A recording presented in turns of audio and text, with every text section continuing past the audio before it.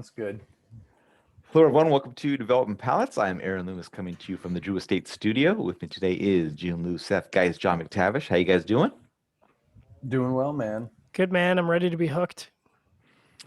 Speaking of, we are talking about the Solitaro The Hook Patience Limited Edition. The cigar is a Robusto 5-inch by 52. Comes out of the Julian Sued Tobacco Factory in the Dominican Republic. The wrapper is Corojo, binders HVA, fillers from the Dominican Republic, blended by Edgar Julian Sued. Price point is $8. Cigar was released in January of 2021. So with all that out of the way, June, what was your overall experience like with the cigar? First of all, was this one of those where we connected with the brand folks through like social media? Fail, actually. What'd you just say, Aaron? I said, give me a second. I saw it was What'd you say? already. Give us that again. I saw it was already scrambling, so I said, give me a second.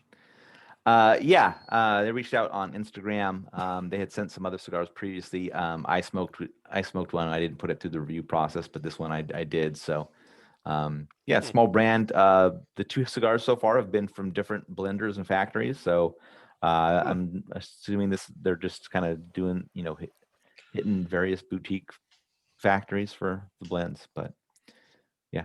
Okay. Well, I'll go out on a limb, and I will say I'm the only one in that group that liked it, and I actually I truly liked it. So it's always exciting to smoke something you never freaking heard of, like whether it's I haven't heard of any of that. I haven't heard of the blender, the factory, the name, none of that. So you kind of truly go in there without any like preconceived notions. So. Yeah, so it was, I thought it was real balanced. Had a lot of good, it had a lot of good of everything. Like it was good. It was just right amount of spice, right amount of sweetness. Retrohale just kind of, amped up all of that. I really don't have a complaint about this cigar, honestly. The last third got kind of sharp, but overall, I mean, So you I have a happily complaint? smoked more of this. I don't have a complaint. I really don't have a complaint. I don't have a complaint. What's this dude? This Edgar Julian. Yeah. Sued. Yep. Anyways. All right, Seth, what are your thoughts?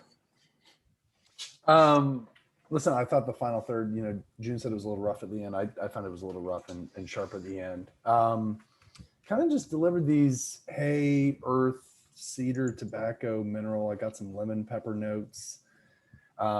Medium full. It just never went anywhere. Just kind of lingered where it was, and yeah.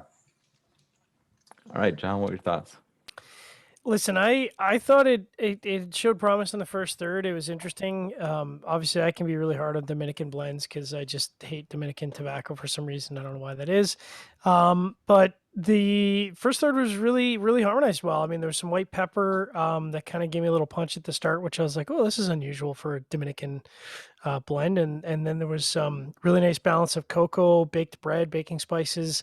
All of that was really engaging. I'm like, oh, okay, it's always fun to try a new brand I've never heard of and get a really nice experience out of the gate.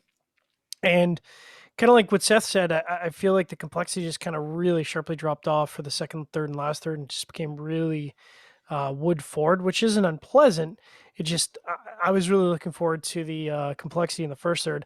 And I suspect that some of that came from the fact that I think my cigar was kind of the dud of the four because I had to do a relight after the first 5 minutes, which is really unusual. And when I inspected the cigar, I could tell that it was quite firm at the near the cap, and it was quite loosely packed at the foot. So I think just had a bit of a construction issue there, and that obviously anytime you have to relight leads to perhaps a poor flavor experience. But the draw was good. It was just slightly resistant. So overall, pretty average experience for me. Aaron, walk us through yours. Yeah, while the detailed cedar note that had some creaminess and mustiness was nice, over a long stretch, it just became too mundane. There were just very little changes to the profile across the smoking experience, and just wasn't all that interesting. Basically, just an average experience throughout. Price point's low, so it's easy to get into it. I mean, a limited edition at $8. Come on, that's not priced out of reach. So you can try it easily to see what you think. But I just don't see it as something that I'm really in a hurry to go back to. There wasn't anything there that really jumped out at me. All right, let's get into the scores. We're going to start at the top with Jiunn at 6.67. John was next to 5.65. I gave it a 5.55. Seth gave it a 5.05. So Jiunn had that 6.67 matchup for you. Yeah, I would even say it's a 7.67 just because I never heard of this, and it's a $8 LE.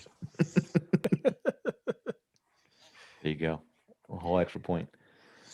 All right, John, 5.65. Yeah, it matches up really well. Slightly above average flavor profile with above average construction. That's how you get a 5.65. Yeah, I'm right behind you. I mean, it was average flavor profile, fairly good construction. So yeah, I'm right there with you. All right, Seth, 5.05. I mean, decent construction, just kind of below average flavor profile. The price is nice on it. I haven't smoked the regular production stuff, so I can't tell you if it's light years better than whatever it is, but probably want to come back to it. Nothing against new brands or anything like that. So, All right. trying to Any other final thoughts from you guys on this one? I guess you really have to have some patience if you're not a fan of the wood. Yeah. What do you think of the band? I kind of dig the design on it. That dude lounging on that fishing hook. Kind of cool. Yeah, it's interesting. Loose. Yeah. I think their branding's on point. I think they just need to kind of get into their zone in terms of what they're looking for a blend profile that represents their brand. But I think their branding is on point. Seems to be. Yeah. Secondary band, not so much. Yeah, that seemed a little simple, right? But I guess you know what? Again, it's an $8 LE. What do you want? What do you want? Yeah, what do you exactly. want? What do you want from me on this? Yeah. Right. All right. If you're just catching this video on YouTube, be sure to subscribe to us. We'll also check out the full written review on the website, developmentpalates.com. Follow us on social media channels, and you can catch all of our review recaps on podcasts, so iTunes, Google Play, and Podbean.